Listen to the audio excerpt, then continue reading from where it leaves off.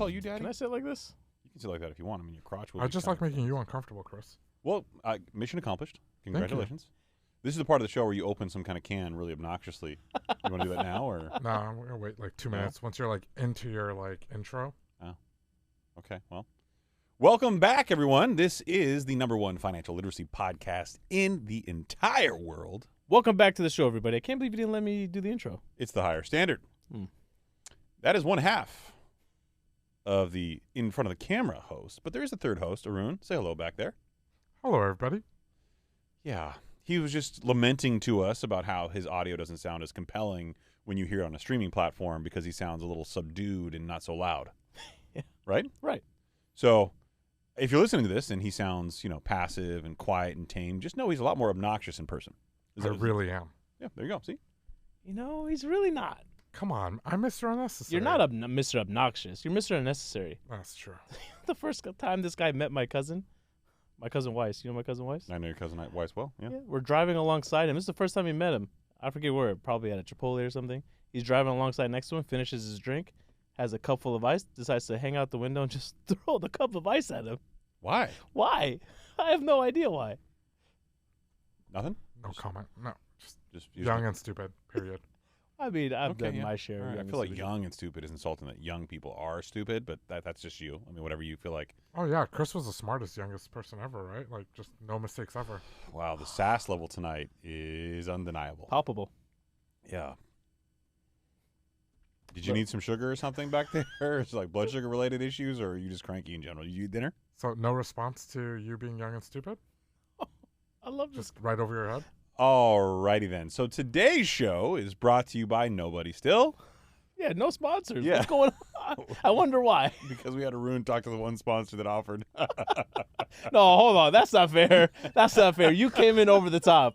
That was your fault. Hey, he was going with the young and stupid stuff for like the last 10 minutes. Come on. All right. So we got a lot about homes in the market today. There will be some pointed words pointed towards Zillow. I know there are a lot of Zillow employees who listen to the show and like it. We do love and appreciate you. This is not a knock on you, but it's a knock on your company a little bit. And we like Redfin a little bit more. A little bit more. And by a little bit more, we find one truthful and one not truthful. So do with that what you will. We're going to talk about 1 in 4 U.S. home buyers want to move to a different city. And we got a list. We love lists here. We're going to talk about it's getting harder to even to afford a starter home for most people in the U.S. Something we alluded to in the last show. We talked about how there's a squeezing out of the middle class. Then we're going to pivot to the Zillow article that I talked about and some of the data that they've put out. Home prices have bottomed, according to them, and you're never going to believe where they think they're going to go. Then, if there's time, we'll talk about all the stuff that Saeed wants to talk about, which is obviously less important. There you go. Yeah. I like that you're honest. Honest 5-star reviews for honest financial literacy. There you go. That's what we do here. And what Chris is referring to is you can go ahead on Apple or on Spotify and leave that honest 5-star review. A lot of you have not.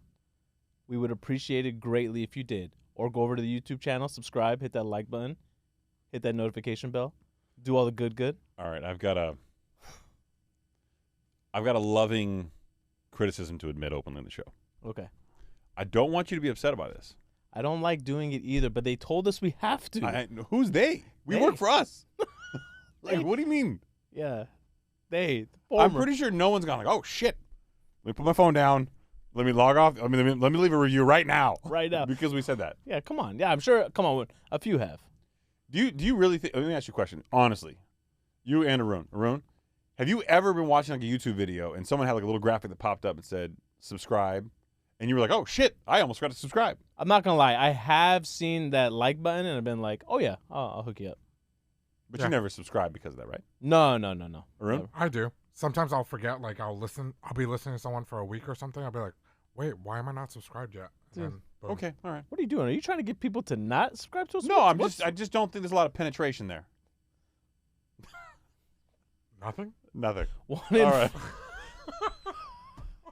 Come on, man. That was good. I had to look That's away. just SAT vocabulary. Why you? Okay, this according to CNBC, make it 1 in 4 U.S. home buyers want to move to a different city. Here's the #1 place they're looking. And when I give you the list, after reading a couple paragraphs of information, I'm going to ask you a question because there is a resounding common factor with this list, okay? Mm-hmm. Nearly 26% of property search queries on online real estate brokerage Redfin.com are for cities where potential home buyers don't live based on the data for the 3 months ending June 2023. That's the highest percentage since 2017. Wow. When Redfin first started tracking migration data. So relatively new data they're tracking, right? Mm-hmm. Home ownership costs seem to be driving the trend as the majority of home buyers are from cities with some of the highest home prices in the country, such as New York or Los Angeles.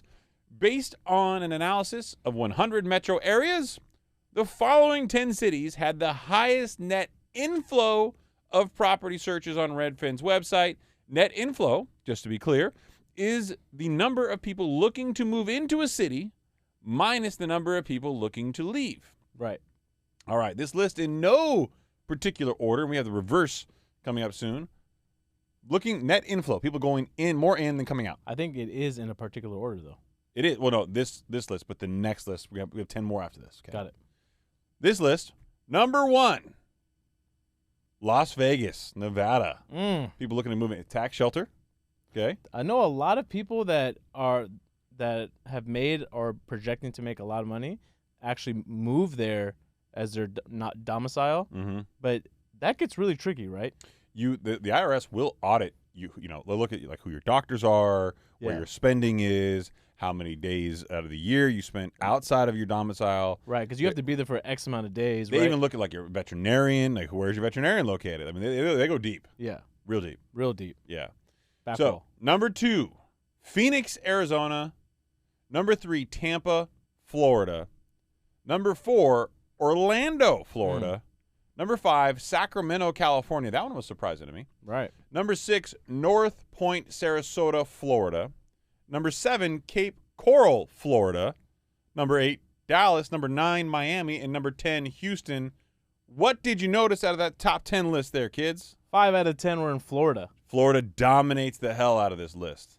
I did catch that. Dominates the hell out of the They list. caught it, right? And if you notice that a lot of them have warmer climates, many facing increasing risk of natural disasters.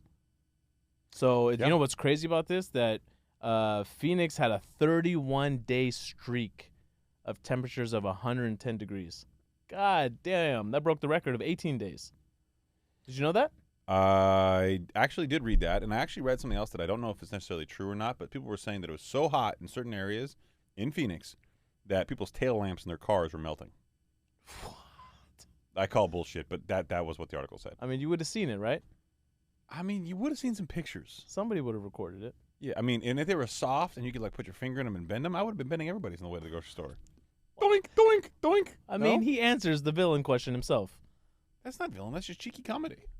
Is that a fingerprint in my taillight, honey? Yeah, it is. Yeah, it is. Somebody poke it?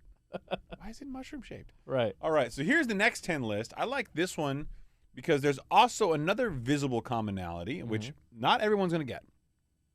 Here are the 10 metros with the largest net outflows of property searches, which measures the number of search queries interested in leaving a metro area minus the number of search inquiries about moving into that same city. So this will have the net outflows. Right.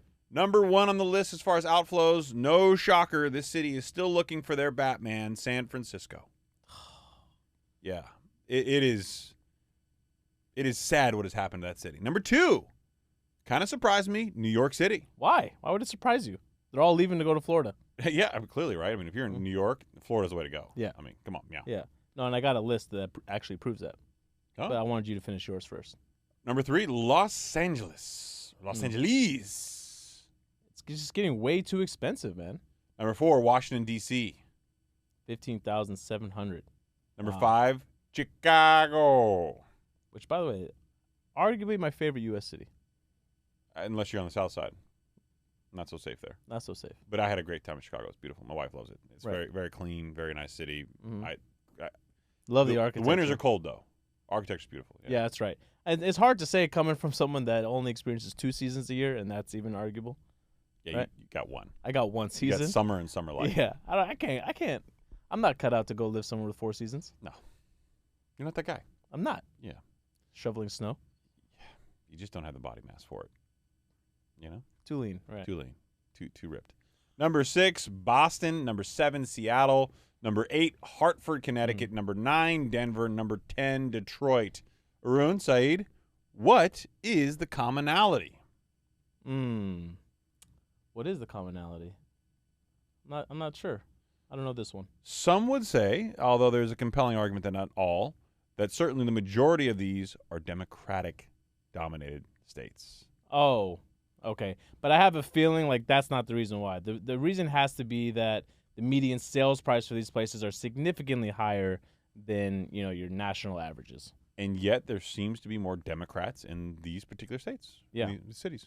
So 9 out of the 10 most popular destinations, that first list that Chris gave, have lower median sale prices than others. And if you look at the median sales price and monthly mortgage payments in comparison, so the median sales price in Las Vegas, which was the number 1 destination, $412,000. That's just shy of the national average. The median mortgage payment there, $2,700. Not bad. Not bad, right? Doable. Yeah. You can understand why people would need to move there because it's more affordable. Still considerably cheaper than both of your palazzos. Compare that to, we won't even get into San Francisco. San Francisco's median sale price is $1.4 million. We're talking 412,000 to 1.4 million. But people are like, home prices don't need to come down. They can keep going up. You're like, really? Come on, man. With a median monthly mortgage payment of $9,200. What are y'all doing out there? They're working for tech companies. Ooh, we're working for tech companies. Dude, and then add in the HOA and that stuff too. Oof. Oh, Actually, I don't think they have a whole lot of HOAs in San Francisco, right? do they, Odin? Odin would know. He lived there. Yeah, I have a few friends that own places there, and they all have HOAs of like 1,200 or more. Yeah. Our listener base in Seattle. 1,200? Yep. Jesus. That's a lot. I mean, I thought 200 was expensive. Yeah, I know. We're over here complaining about. I mean, I bought a house that had no HOA. Don't flex. No. Because you got a villa and a palazzo and No, all but this acreage. I mean, there's an argument to be made why HOAs are good too, though. So when they bring the helicopter to your house, do you like take the golf cart to the actual house? You've been to my house. It gets a little crammed in there with 2 other families in. No, I understand. So you use the guest house. No, stop. Why are you doing that? Do what? You're lying. I'm just asking, with all that space, like, do you really just stay in one house, or do you use the other parts of the compound? No, it's not a compound. It's a shack. Where you keep your golf carts, or Oh, Jesus. So Seattle, the median sale price over there, $826,000. Also understand why people want to get out of there, with a median monthly mortgage payment of $5,400. and Seattle's degraded as far as safety goes too. There's been a lot of stuff going on there, which has been kind of questionable since during the pandemic, frankly. So on your list for the Las Vegas being the number 1 destination, Shocking. the top origin of people looking to get into Las Vegas is Los Angeles. Okay, this is from Redfin. Second top destination was Phoenix. Top origin was Seattle. Yeah. People from Seattle looking to come all the way down. Look, we're tired of this rain. I don't think it's the rain anymore in Seattle. I don't think that's the vibe. I don't think that's what it is. But like, if I was living in Seattle, I couldn't have moved to Phoenix because I couldn't give up McDreamy. Like, that's just part of who I am now. Why do you bait me with this? You know my stance on this shit. What? I'm invested, man. That's it. You are so happy when you talk about this stupid ass show, which is no longer on the air, by the way. Wait, hold on. It's not? Yes, it is. They're making another season. No, they're not. I think they are. No, they're not. Odin, do you know? No, I stopped watching. You stopped watching. Because he's normal.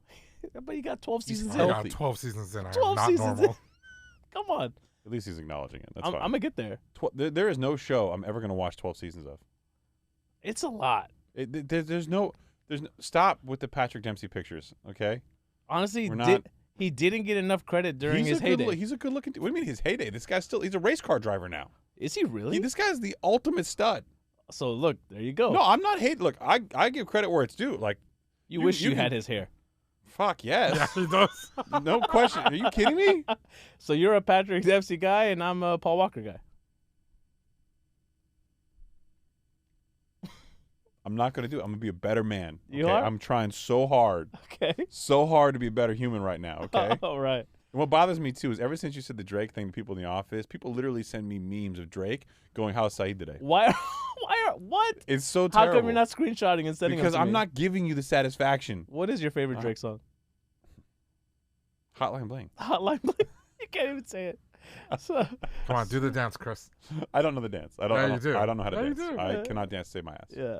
There's skills I have, skills I do not have. Dancing is clearly one of them. Right. So, for the housing market, the median sale price of a home in June nationally, the average is $425,000. This is up by $7,000 from May, about 1.7%. And realtors have been all over this, by the way. They're citing the hell out of this. It's like, oh, look, home values are going back up. And we're going to get into a specific statistic later on today as it pertains to the last 3 recessions that I think is really, really compelling for a lot of the optimism in the economy and will really provide some good perspective. So stay tuned. I'm not going to tell you where that part of the show is, largely because I don't know yet, and because it's going to keep you a little entrenched in the show. Right. So from that top destination list, something that the last thing I want to make sure that I think is notable. Oh, good. I was hoping it'd stop. It's going on a long time. This is really well. This is notable, right? Because it's all from New York. These destinations, the people from New York are trying to move to Tampa.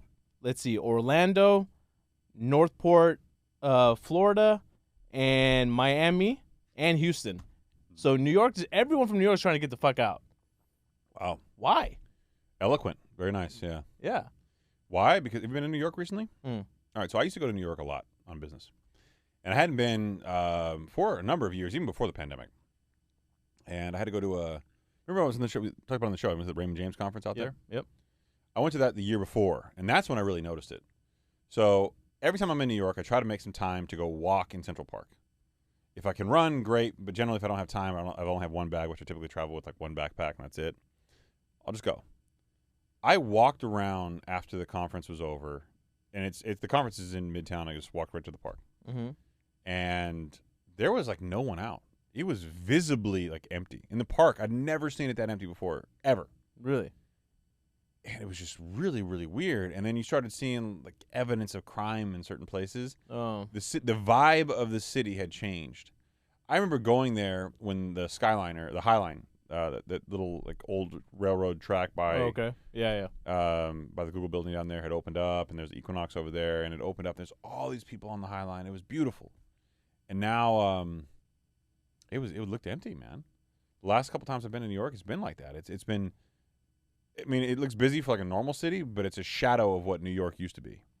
I never got to appreciate New York for what it is because I've only actually been there once. What? Yeah, I've only been there once. Wow. Because the last time I went, I quickly realized that if you don't have like money to spend, it's kind of hard to enjoy New York. Wow, you turned that into like a diss? No, I'm being genuine. You don't think so? I mean, you haven't gone to New York and not spent money before. Yeah, I have. Really? Dude, the first several times I went to New York, I was going as like a college kid, just staying by the NYU campus and, having falafel and Mahmoud's falafel at 2 o'clock in the morning by NYU. I was when we went there with my wife and I, it was like our 1-year wedding anniversary gift to me.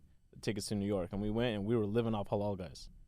Oh yeah, they were out there first. Yeah, I remember that my trips to New York was one of the first times I realized there were Iranians.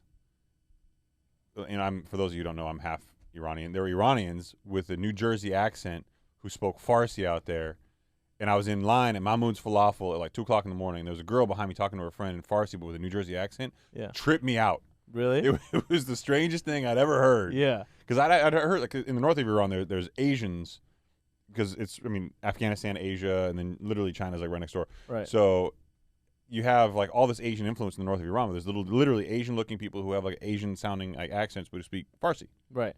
And I've heard that before, but the New Jersey thing tripped me out. It was wild. Yeah. Yeah. Yeah. So Haroon, did you skip an article? I feel like you did. No, that's the next one. Okay, we're going good. Yeah, right there. 1 and 4. That's the one. That's the one you just. That's the one we just did. Just kidding. Come on, guy. Yeah, I'm trying to call my ass out. No, I'm not trying to call your beautiful ass out. So it's getting even harder to afford a starter home in the U.S., according to Bloomberg Business. Affordable homes for the first-time buyers have disappeared from the U.S. real estate market. If this is a shocker to anybody right now, I got to tell you, you're listening to the wrong podcast. Okay? Yeah, We've been trying to stress this for quite some time. With mortgage rates near 7%, affording the record $243,000 price tag on the average entry-level home in the U.S. is increasingly out of reach for first-time buyers. And that's if a starter home can even be found. A lot of people are turning to new construction. We've covered that on previous shows. First-time home buyers must now earn $64,500 a year to ensure the cost of an average entry-level home doesn't exceed 30% of their income, according to Redfin. And that 30% barometer is the traditional agency financing moniker. That's, generally speaking, what you need to be able to afford it from a cash flow perspective. The ability to repay rule, which rolled out under Dodd-Frank in the Federal Reform Act after the Great Recession. Right. That's up $57,222 a year from a year ago. There's a lot more in the article, but here is kind of the inflection point. I think one of the key things to know, and this is actually a great chart, is that we are reaching a point where if what everyone is saying is true and home values are going to continue to rise, that the future is incredibly ominous. And we spoke about the crushing of the middle class and people not having the ability to invest into real estate or buy a home, which is their largest source of worth. We're going to pull up that chart. Starter homes disappear from the U.S. housing market. Number of affordable properties in the U.S. has plunged. This goes back to before 2014, and it shows you a chart just up until now, and it shows you the active listings have really trended almost in a 45-degree angle downward. I mean, it's pretty visibly noticeable.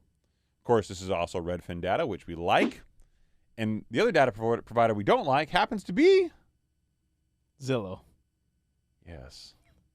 But so this chart right here, this is for active listings for starter homes, right? Yes, just starter homes. I pulled up some data from Redfin that that says right now there's 1.5 million listings right now, homes for sale. Right? That's about a 2-month supply. To put things into perspective, right? There would need to be 3.5 to 4 million listings, which would equate to roughly about a 4 to 7 month supply for the market.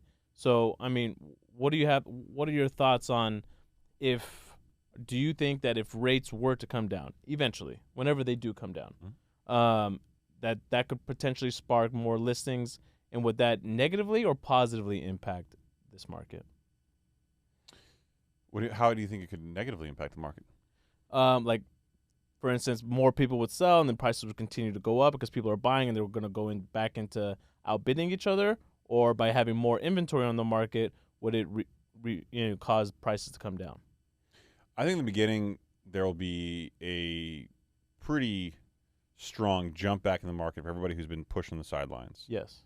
So there's been so much consternation and frustration of people who want to buy that have been pushed out, that as home values start to come down and inventory starts to come in, and you're going to see a lot more inventory come in before home values come down. That's just the way this works, right?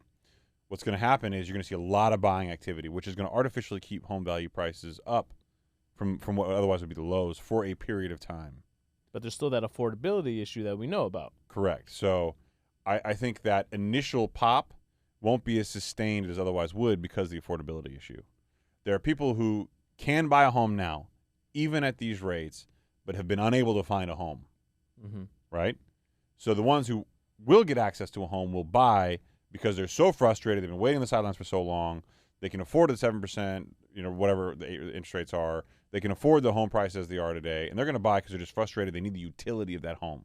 Right. But there's also a component about this that I thought was really interesting, that you and I talked about on a previous episode, how this is going to ultimately push out, the middle class, right? It's only going to widen the gap between the wealthy and, And this is not a theoretical. This is already happening because people who can't buy now are losing years and years and years of upside appreciation because they just haven't been able to get their foot in the door. Right. And so, but what does this do for, what do you think that could do to potentially the stability of the economy? Because locking in people for 30-year mortgages gives you, being able to predict what's going to happen with the economy, because people are going to have to keep their jobs, right, in order to pay that mortgage down. You're already seeing some of that, right? There's if you look on social media, and I do this all the time. I almost envy this lifestyle sometimes. You're seeing a tremendous amount of people, much more than I've ever seen in my entire life, going into like van life or like this nomadic traveling lifestyle. People are building out vans and traveling with no rent, and they're looking for micro mini homes. When I was flying into, I think it was Houston, there was a track of mini homes.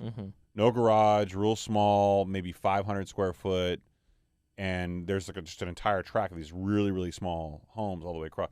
And those alternatives are popping up, but you're seeing people try to deviate from the standard. I almost equate it to kind of like the hippie era where people were like, live life and be free, and people are so focused on life-work balance and, 40's the new 30 and being younger for longer, that they've almost embraced this, I can't buy a home. And they're like, well, that's okay because now I can go and do whatever I want. I'm going to travel and see the world. I'm going to be in a van. I'm going to work remotely. And then you layer in remote work and all these other things. You've got a culture whose values are changing. And the old focus on, I want to get married, have a family. In order to do that, I need to have a home. The American dream. The American dream has changed. And because it's changing, we're not seeing the data move quite the same as we once thought it was going to. Because remember, data is our best indicator for future activity, but it's not the only indicator. Right. I mean, what really scares me about this whole process is the only way to correct this issue, right, is that was Christopher, not Odun, for the record. Yeah, it was. Thank you. You're welcome. I was talking to say. You're so handsome. The only way to really correct this issue is for there to be an influx of inventory back onto the market, right? The way that happened back during the great financial crisis. Well, right? I mean, keep in mind, inventory can come on by new deliveries to the market. But that's going to take a decade. It can come on by new listings, right? Right. It can also come on by the purchase volume dropping so dramatically that the listings that you see there are being on there for longer, allowing more listings that come on at the same cadence to mount up. So in 2010, there were 2.9 million homes that were put back onto the market because of foreclosures, right? I don't think you're gonna get that. No. Right now, estimates are 120,000 by the end of the year.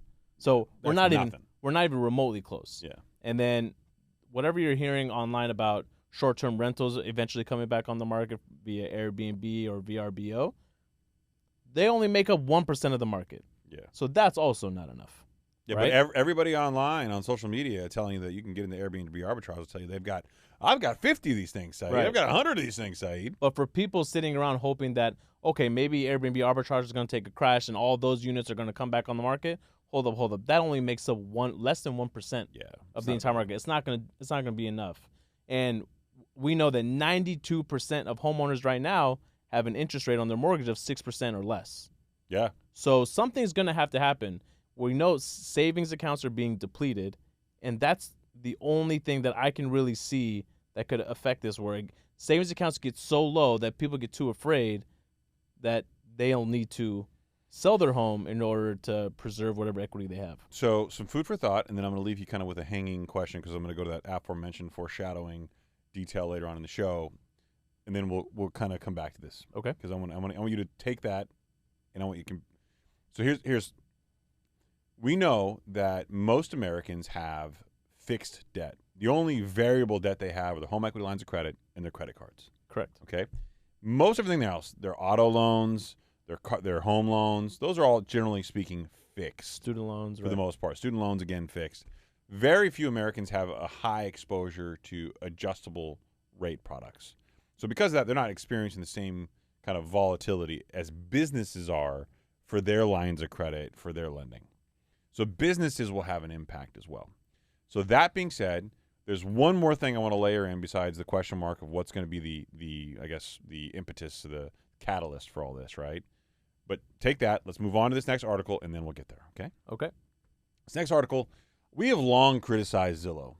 This article I love because, well, number one, it does make some interesting challenges, but it gives you a little bit of history as to why criticism of Zillow can be warranted.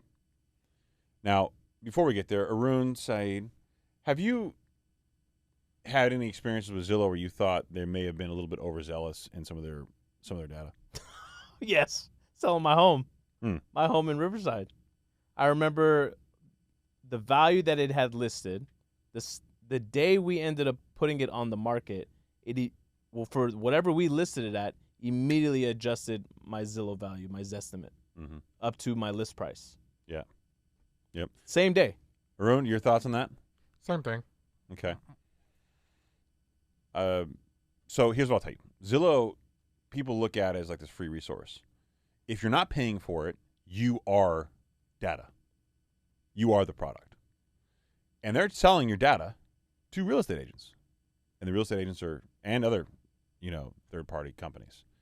So if you think that Zillow is like this wonderful free resource, look, there is some value in their estimates in that they can take track homes and come up with an approximation, and I stress the word approximation, of your home value. But if you think that their interest lies with catering to you, you are vastly mistaken.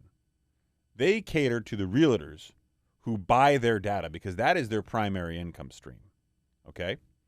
So Zillow, according to Yahoo Finance, is so sure that U.S. home prices have bottomed that it just issued bullish calls for these 48 housing markets. And I've got a good 3 paragraphs here to go over. The third one is the sexiest, trust me. And again, we like Redfin because their business model is financially very different than Zillow's, and because of that, we've experienced, at least in my experience. And Yeah, I agree. Yeah. Redfin's data has been probably more in tune with the market. Yeah. While Zillow economists expect national home prices to rise 6.3% over the coming 12 months, their forecast model predicts that 48 of the nation's 200 largest housing markets will see increases of 7% or greater over the next 12 months. Yikes. Wow, man. That's a lot of dollars. It makes me feel for people that are waiting on the sidelines. And it does, and it speaks to a lot of the concerns that we've had. While Zillow thinks U.S. home prices have bottomed, something that economists at CoreLogic and the AEI Housing Center also believe, not every firm agrees. Firms like one of my newly found favorites, Moody's Analytics and Morgan Stanley, think that U.S. home prices have a little more to give up, and it's supposed to happen as the market enters into seasonally slower second half of the year. So if we're entering into a slower second half of the year, which is seasonally slower, Right. I got to think that Zillow is probably wrong and Moody's Analytics is probably right. So why is this time of the year, seasonally slower? People get back in school. Kids get back in school. Right. And because the kids are back in school, people don't want to move. So you go from like a very active summer session to a slower kind of winter session. Yeah. And that's really the primary driver for it, is kids being in school. Yeah. Now, let's go on to my favorite part of this article, the open willingness to criticize Zillow's data by using historical performance from Zillow.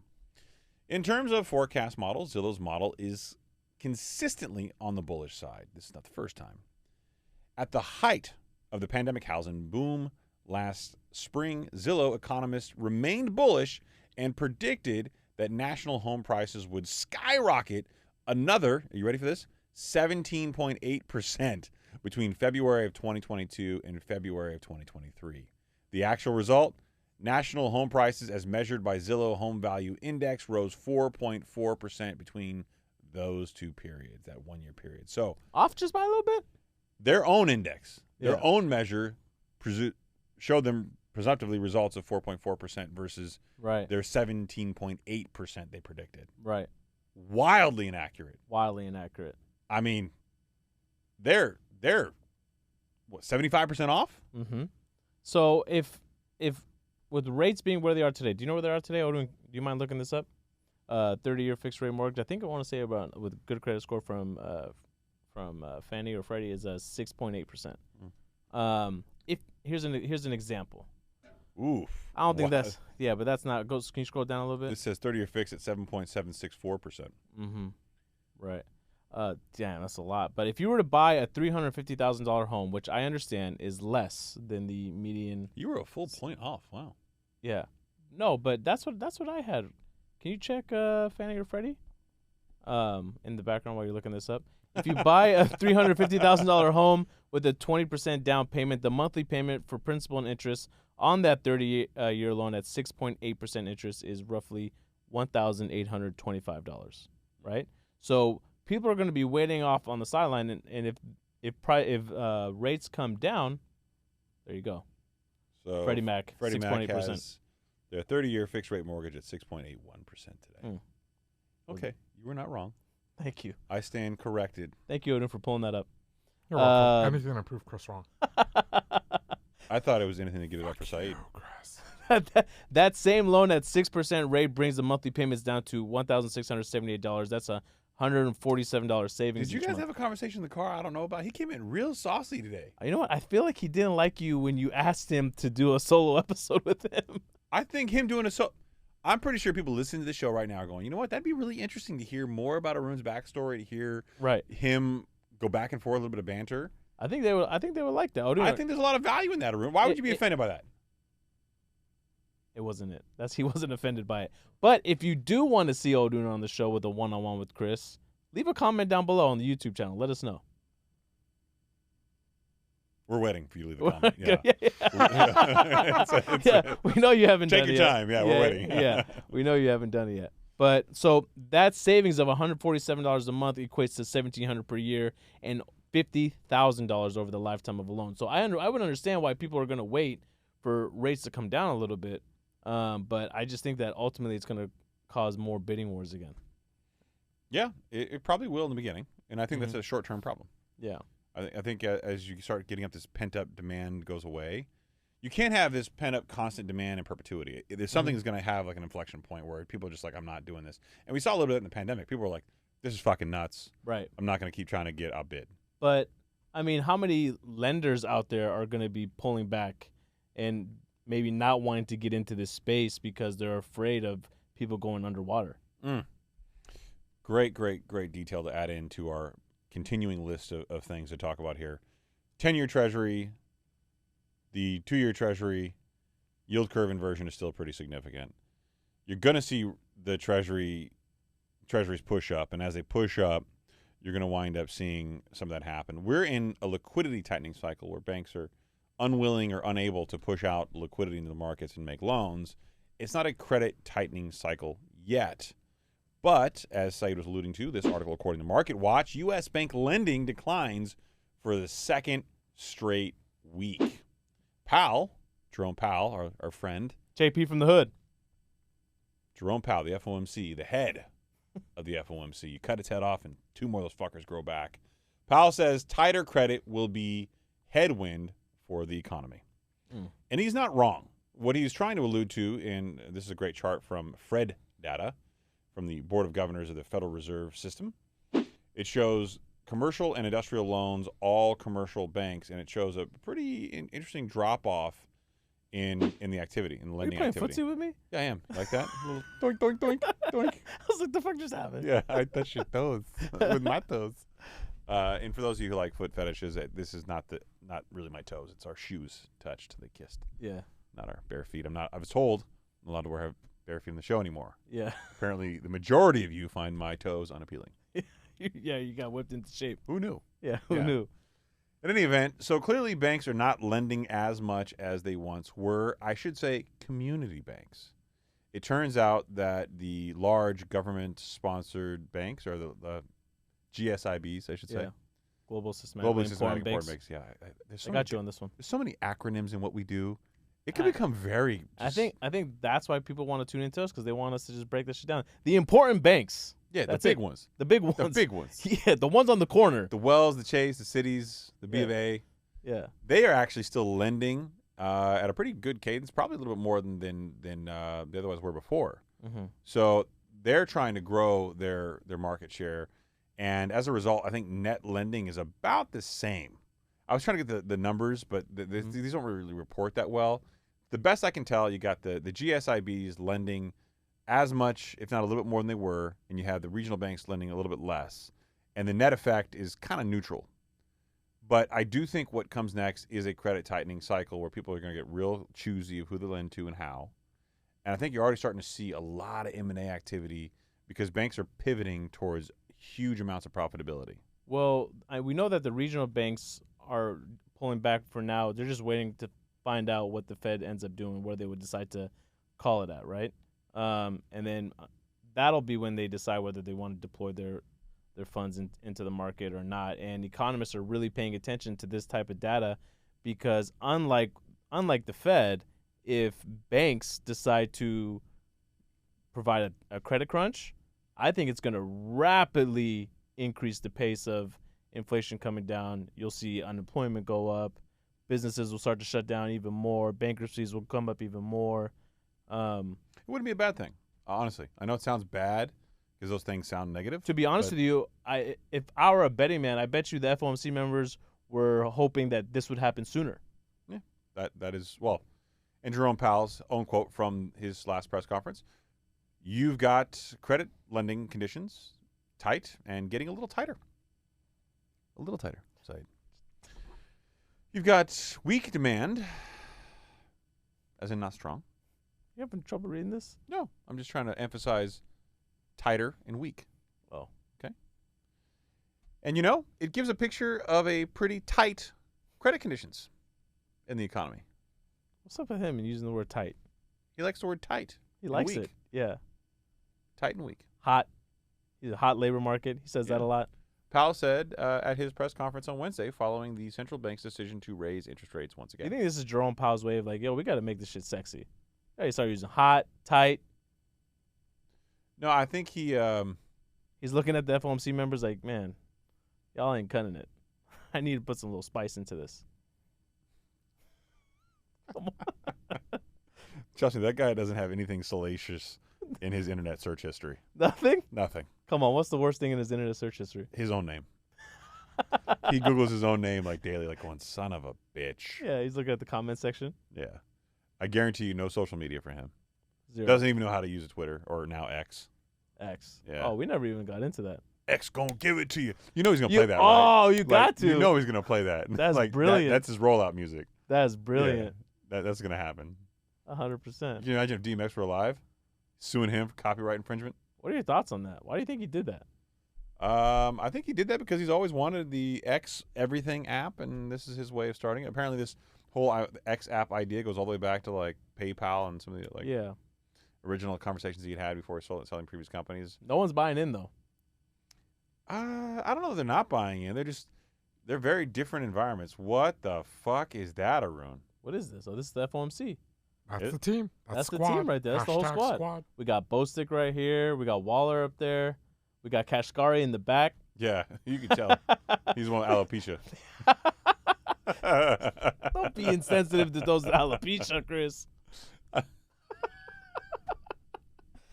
Let me just tell you right now, this is the sad part, okay? And I don't mean this with any disrespect. We got the lady from Cleveland. What was it? Mester? I don't know her name. This does not look like a representative sample of like the American working population. It really doesn't. No. These people do not look like they have traditional jobs. But you know what? I hope they know what they're doing because as it feels right now, it feels like they're a little disconnected.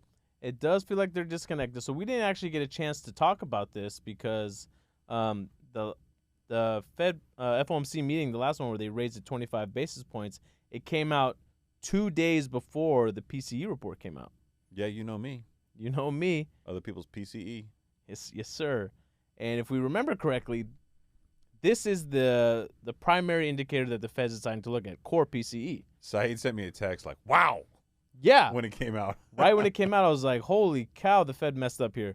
So it came out 2 days after the FOMC meeting. If you remember correctly, this portion of inflation has remained the stickiest.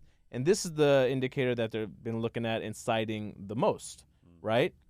January, February, March, April, May of 2023, hovering around 4.6 to 4.7%. This last month, June, came out, core inflation of PCE, 4.1%. Finally made an indent after all this time.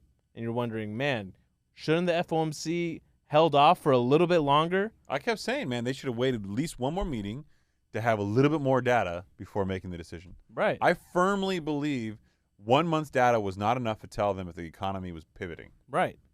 It's just like, in the best visual I can give people, if you're trying to turn a massive boat, I used to say the Titanic, but given that's happened recently, I think it's a little insensitive to say that. But if you're trying to turn a massive boat, right? You turn the wheel. It takes a long time for it to start changing its course. Versus a smaller boat, you turn the wheel, the thing just pivots right. Right. You know? So for them to think that they've done all these things to turn the wheel and they're going to keep turning it, it's like, well, don't you want to see if it's heading the right direction first? Right. And yet they seem almost committed to, like, we have to turn it this much in order to turn the wheel, but they don't know that to be true. And them hoping to reach a soft landing, I got some news for you. God damn, your handoff game tonight has been just fucking good. Let's rub those fuzzy knuckles. Right there. All right. According to Reuters, clock on Fed's soft landing may already be ticking, and this is the crescendo that I've been alluding to the entire show of the bigger conversation topic that I wanted to get into. Man, this was such a great article, and some of the data that you're going to be citing here in a second was like, It's good food for thought, right? great. It's that mind-blowing stuff where you get like, oh, shit. Yeah, they're really going to fumble the bag here. The bag may have already been fumbled. Yeah. Yeah. Haroon, do you know the reference to the bag fumbling? No. Wow. Oh, So gotta you've pull it never up. you've never fumbled the bag? Never fumbled the bag? I think you should Google that real quick. That's show worthy. That's financially important information. Trusted source, urbandictionary.com. Yeah, we just have to be very careful when reading it most of the time. No Because examples. It's like their definitions are fine. Like, okay, fumble the bag. When you majorly fuck up something. Ted and Bob let exams get to them this year. They continued to fumble the bag, and y'all hate to see it. Damn, that was a bad example. That's They a could have terrible- done. They could have done so much Okay, better. I think my understanding of fumbling the bag meant you made a mistake that cost you money. Yeah. So you fumbled the bag of money. Right. Urban Dictionary fucked that one up. Yeah. So that's an useless sports information here. There you go. Fumble the bag. Definition 2. Miss out on the chance to make money or fuck something up in the process of getting money, causing you to not be able to get said money. You had a chance to rob him and you didn't. Why has it got to be robbed? This is bro? terrible. That's so This is fucking terrible. Oh, The dude. first that's half how you was so fumbled the good. bag. The Yeah. second half. It's so Oh, dude, back me up fucking- on this. Probably one of the number one examples of somebody fumbling the bag was when Isaiah Thomas on the Boston Celtics decided to play through injury during his like MVP candidate season, gets hurt, and he was up for a contract renewal, and then they didn't give him the $200 million contract. That is a fumble the Because he was bag, hurt. and that is an incredibly weird waste of memory. What? No, that's so sad. Why- Because why that do should you teach know you. that? That should teach you. Look, you're in the business of being an athlete. You should have taken care of your body and not. Is it I- Bronny James that had the cardiovascular, the heart issue? Yeah, don't. Look you, at Chris just Chris, trying you to knew say that. something about Don't sports. be No, that guy. I just remember it was Don't- Bronny or Bryce. I didn't know which one the name was. Oh, shut up. God, yes, Bronny. Did he have Bronny- a legit heart attack? We into cardiac arrest. I mean, is that the definition of a heart attack? I think so. Yeah. How does he have a heart attack? He's so healthy. Maybe not. So I'm healthier than Bronny James. Is that what we're saying? Let's not push limits. Hold on. Hey, he had a let's- cardiac arrest. I didn't. Yeah, but you don't know what they're making him do. It was hot in the gym, probably. What do you mean? Come on. I'm pretty sure we would have all had cardiac arrest if we were doing half the shit that kid was doing. What is LeBron James? God, can you imagine being LeBron James getting that phone call? God, that's terrifying. I think anybody getting that phone call would be terrified. No, I'm just saying, that's LeBron's son. Think about it. Like, all the money in the world, like, all that goes out the window. So in your mind, if you were wealthy, you shouldn't have those things happen to you? Just to be clear. No, I'm just saying, like, if you're LeBron James, like, even that should show you, like, he probably feels invincible at times on top of the world. Wow. So because you have money, you feel invincible. I'm sure at times. Yeah, I mean, this guy's best of the best, arguably the best. This is why we can't have nice things. Okay? We got nice things. You mean the art that your wife hates? Take that bag of shit down, as you said? Yeah, go ahead and leave us another comment if you don't like this piece of art. I love that piece of art. It's So great. do I. All right, so from Reuters, the clock on the Fed's soft landing may already be ticking, as I mentioned earlier. But in the quest for a soft landing where inflation falls without a recession or a big job loss, the other half of the conversation of when to cut rates and lighten the pressure on households and business will be just as important as perhaps even harder to get right. And in the 3 recessions prior to the coronavirus pandemic, which if you listen to the show, you know we call bullshit. That is not a true pandemic, or sorry, that is not a true recession, okay? Even though it was called a recession later on by the National Bureau of Economic Research, who has been uncharacteristically fucking quiet since literally a year and a half ago. Right. They all like retired. I don't know what they're doing over there. Yeah, they just like, you know what? We're not going to comment on any of this shit for like They're at least 5 years. They're doing like, I don't know, psychological surveys on what the pandemic did to people. Can you imagine if you're the National Bureau of Economic Research? You know what? We're not going to respond this year. We'll wait till next year. What are y'all doing in between? When it no longer matters. It's like when they report on GDP like 3 months later, you're like, Yeah, we revised it up. Nobody fucking cares, bro. it's too late. I'm worried Thank about you. now. I'm worried about Yeah, this quarter. Now I'm worried about this quarter's GDP. Y'all Yeah. fucked me in the last one. Yeah, exactly. So, in the 3 recessions prior to the coronavirus pandemic, 1990 to 1991, the 2001 tech recession, and the 2007 through 2009, the Great Recession, the U.S. Central Bank reached its peak rate level and had begun reducing borrowing costs anywhere from 3 to 13 months ahead of what proved to be the start of a downturn. So for reference, that would be like right now. Right now, our Fed funds rate is at 5.25% to 5.5%, and that would mean 3 to 13 months from now they would hold it for that long. Assuming they cut rates during the next meeting. Yeah. So that's what they're saying here, right? It had reached its peak levels and had begun reducing borrowings anywhere from 3 to 13 months ahead of what proved to be the start of a downturn. So for everybody who's celebrating a soft landing or the possibility of missing a recession, the last 3 recessions have told us very clearly you were celebrating anywhere between 3 and 13 months, if not slightly longer, too early. The data says this is when this happens. Okay, that shows both how hard it is to arrest a slide. I don't know why it says that, but that's true. Once it begins, and how difficult it is to match the slow-moving effects of monetary policy with what the economy might need months in the future. So for everybody who's got this false sense of security, this optimism in the markets, who thinks that there is not going to be a recession, and even Moody's Analytics, as much as I rely on them, a lot of their modeling suggests a recession can and may very well likely be avoided. I would say that is all a very, very big leap of faith, but nowhere near as stupid as the leap of faith of Zillow saying that home price is going to go up the values that they've suggested. To make matters worse, the article went on to cite Antulio Bonfim, +1 for the name. That's why I didn't put it in the show notes. I can't say that name. But he, former special advisor to the Fed Board of Governors, a.k.a. a big deal. He has their ear. What did he go on to say? Fed officials would still, even after knowing all of this, would still rather make the mistake of going too far to be sure inflation is controlled than to stop short and risk its rebound. And Jerome Powell said that. Yeah. We'd rather go too far and risk a recession than not go far enough. Because we talked about it, I believe, 2 episodes ago, by the time this episode airs, that they don't want to have what happened in the 1970s happen all over again, right? Where there's a resurgence in inflation, making it ultimately that much more difficult, way more difficult to tame it. But it wasn't the 70s. It happened in the early 80s as well. Right. The double dip. The double dip. Doink, doink. Yeah. Doink, doink. What was what this? What the hell, Chris? Double dip. You can't just do that and expect me to let it go. I just coined my own Wait, phrase. This is double dip now? Double dip, baby. Double dipping. No? No. What does that mean to you? No. Double dipping? Double dip chips. Double dipping chips. You What? are that guy too. We've been on restaurants and I've seen you double dip. I don't appreciate that. I don't double dip chips. You double dip chips. I do no such thing. I see all the time. First of all, I don't eat chips. That's a lie. I just drink the salsa. Okay? I'm fit. Yeah, what have you been doing now in the office? What have you been eating? I mean, normally? Yeah.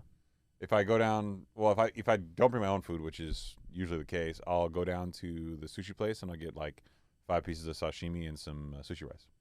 It's kind of my go-to. 5 pieces. Is that enough protein? It's about 5 ounces. Oh, really? Yeah.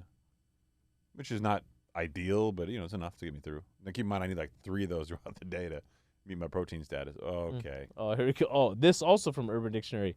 Double dip. I don't know if I can read this. Do we have time to proofread this? Nothing bad. I already read it. Ah, okay. Double dip. It is considered an offense in many households and many parties. Not all. Okay, so that's good. That's good to know. Yeah. All right. You want me to read the example? Yeah, it's all funny. Seinfeld. Okay. Seinfeld. You a Seinfeld guy? Oh, big time. Really? Never watched it while it was actually airing, but after they stopped airing, I watched, every time it was rerun on. I never watched it like in order or like all the seasons or anything, but I've seen enough. Yeah, from time to time. Okay. Yeah, big fan. I learned to appreciate it later. Yeah, me too. Yeah. Party goer, what are you doing? George, what? Party goer, did you just double dip that chip? George, excuse me? Party goer, you double dipped the chip. George, double dipped? Well, what are you talking about? Party goer, you dipped the chip, you took a bite, and you dipped again. George, so? Party goer, that's like putting your whole mouth right in the dip. Look, from now on, when you take a chip, just take one dip and end it. I mean, I felt like we could have done without reading that example. What do you think? Yeah, I don't know why you read it. He said it's funny. Go ahead and read it. I think he just meant the scenario right above that. There was a one sentence that said it was from Seinfeld. I don't think he wanted you to read the actual back and forth quote. Oh, dude? It's all good. Yes, he did. So because he's trying to really be harsh on me and nice on you, he didn't want to tell you that's not what he wanted you to do. And you didn't have to keep saying party goer. Really? You could have just read the dialogue. We would have gotten who was speaking. I don't think you would have gotten it. You ever read stories to kids before? No. No? That's always job. No, that's one of my favorite things to do. You just don't ever do it? No, right now with Adam, he's on chapter books. And he's at a point now where I sit with him while he reads the books. Oh, okay. Yeah. All right, well. He's a really good reader. As he should be. Why? Because your wife's doing it, not you. I'm doing it. Yeah, that's not true. You're right. I'm over here. Yeah. Slave working away. Abandoning those kids. Daddy, remember you when you used to be my daddy? Yeah, man. That was fun. Yeah. Yeah. Well, yeah, we can go into more articles that Saeed put up. Who cares? No, I already incorporated all mine into the show. I know. Mm-hmm. I was just ending the spiteful note. On a spiteful note. You ready for vacation, brother? I am not ready for vacation. Where are you taking the kids and the wife? We're going to Hawaii. Hawaii. Yeah. This was planned about a year ago. Last time we were going to the same place we went to last time. 2 places down from the fancy resort you stayed at, so we're like the forgotten child, but still nice. What island are you staying at? Oahu. Oh. Yeah.